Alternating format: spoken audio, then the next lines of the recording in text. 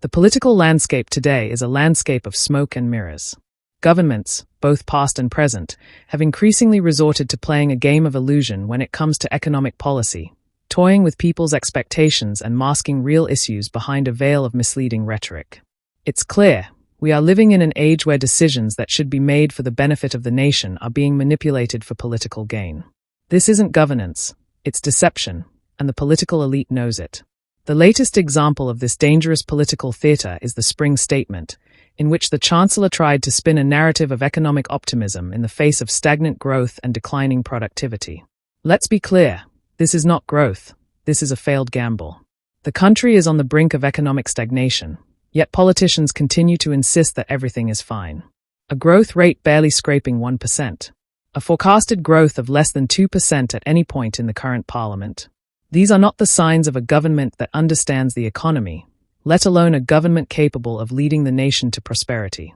The Institute for Fiscal Studies has already warned of tax hikes in the upcoming autumn budget, and the very idea that these hikes can be avoided with a marginal £9.9 billion in wiggle room is laughable at best. Here's the uncomfortable truth that needs to be said aloud. Taxes are already at a post-war high. It doesn't take a genius to understand that the middle class, already squeezed by the rising cost of living, cannot bear the weight of additional tax hikes. Yet, here we are, on the precipice of more taxes and cuts, with no clear plan to resolve the underlying issues. The government's reluctance to make difficult, but necessary, decisions is laying the foundation for long-term disaster. Even worse, the government continues to misunderstand the nature of growth. The myth that simply repeating the word growth will magically materialize it has become an anchor dragging the entire economy down. True economic growth requires structural reform, lower taxes, reduce the size of the state, and loosen the grip of overbearing regulations. Yet, the government has done precisely the opposite. They continue to raise taxes, balloon the size of the state, and introduce new regulations that further stifle businesses. This isn't just incompetence. It's the product of a government trapped in a false ideology that prioritizes political expedience over sound economic policy. This brings us to the wider issue, the lack of serious reflection on the economic system itself. Rather than revisiting and reassessing our approach, governments around the world continue to push forward with policies that only serve to perpetuate the broken system. The fact that taxes are consistently raised without delivering better services is a glaring indication that something has gone terribly wrong. Yet, no one is asking the hard questions. How did we reach this point? Why are the policies of the past not working? And more importantly, what will it take to break the cycle of failure?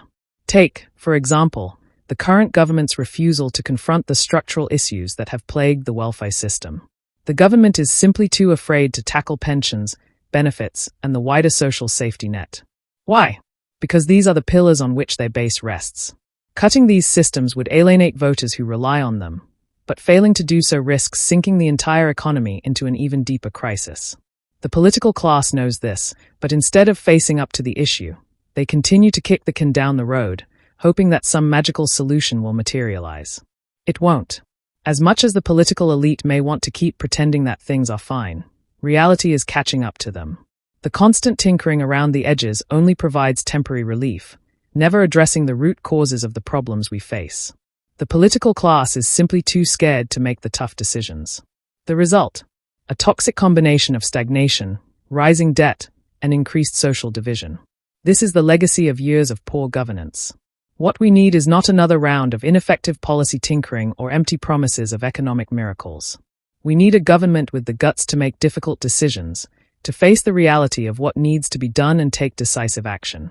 We need leaders who are willing to challenge the status quo, who are unafraid to make cuts where necessary, but also capable of fostering an environment that enables businesses and workers to thrive. But that takes more than political bravado.